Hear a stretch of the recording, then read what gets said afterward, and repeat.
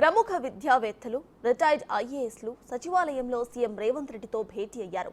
రాష్ట్రంలోని ప్రభుత్వ పాఠశాలల బలోపేతం, విద్యా వ్యవస్థలో మార్పులపై ఈ భేటీలో చర్చించారు. భేటీకి డిప్యూటీ సీఎం భట్టి విక్రమార్క, ప్రభుత్వ సలహాదారు K Keshava Rao, professor Haragopal, professor Kodandaram, ఆనుకోరి మురళి, పలువురు రిటైర్డ్ ఐఏఎస్ అధికారులు హాజరయ్యారు. రాబోయే బడ్జెట్ సమావేశాల్లో విద్యారంగానికి అధిక మొత్తంలో నిధులు ఎక్కువగా కేటాయించాలని వారు సీఎంకు విజ్ఞప్తి చేశారు. ప్రభుత్వ పాఠశాలల్లోని సమస్యలు, విద్యా వ్యవస్థలో లోపాలను సీఎం దృష్టికి తీసుకువచ్చారు.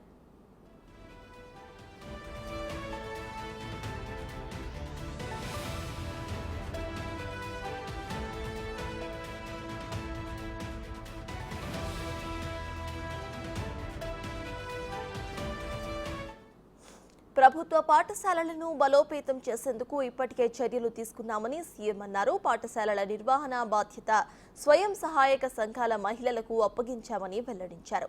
విద్యా వ్యవస్థలో విప్లవాత్మక మార్పులు తీసుకురాబోతున్నామని స్పష్టం చేశారు. అంగన్వాడీలను ప్లే స్కూల్స్ తరహాలో మార్చే అంశాన్ని పరిశీలిస్తున్నామని తెలిపారు. 3వ తరగతి వరకు అంగన్వాడీలో మర్జ్ చేసేందుకు చర్యలు తీసుకుంటామని అన్నారు. విద్యా బోధనకు ఒక టీచర్ను నియమించాలనే యోచనలో ప్రభుత్వం ఉందని తెలిపారు.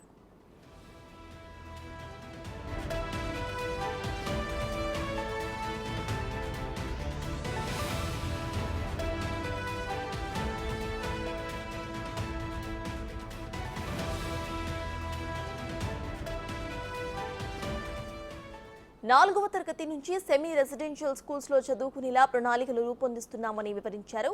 సెమీ రెసిడెన్షియల్ స్కూల్స్ కు వెళ్లేందుకు విద్యార్థులకు ఉచిత రవాణా సదుపాయం కల్పించే యోచన చేస్తున్నామని అన్నారు సీఎం.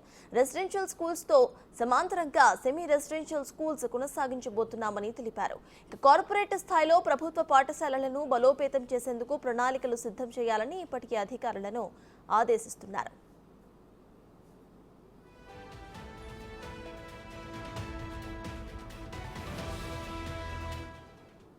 మరోవైపు 10 ఏళ్లుగా యూనివర్సిటీల్లో రిక్రూట్మెంట్స్ లేవని వారు ముఖ్యమంత్రి దృష్టికి తీసుకొచ్చారు.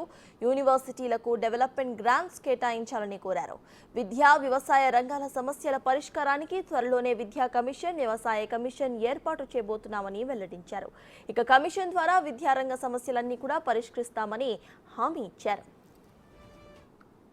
మేము 10 మంది ప్రొఫెసర్స్ తయారు చేసినటువంటి విద్యకు సంబంధించిన ముఖ్య అంశాలు ఏం చేయాలి రాష్ట్రంలో అనే దానికి సంబంధించి చర్చించినటువంటి అంశాలని ఒక 33 అంశాలు గుర్తించాం ఏం చేయాలనే దాని మీద. సో అది ముఖ్యమంత్రి గారికి డీటెయిల్గా ప్రజెంటేషన్ ఇవ్వడం జరిగింది. సో ముఖ్యంగా బడ్జెట్తో స్టార్ట్ కావాలనేది ముఖ్యమంత్రి గారు చెప్పాము మేము. సో దేశంలో అనేక రాష్ట్రాలు 15 నుంచి 28% వరకు బడ్జెట్ విద్యకి సంబంధించిన కేటాయింపులు చేస్తున్నారు. సో ఒక్క తెలంగాణ రాష్ట్రం మాత్రమే సింగిల్ డిజిట్ 7% దగ్గర ఆగిపోయాం మనము. గత ప్రభుత్వం బడ్జెట్ 6.4% ఇచ్చారు.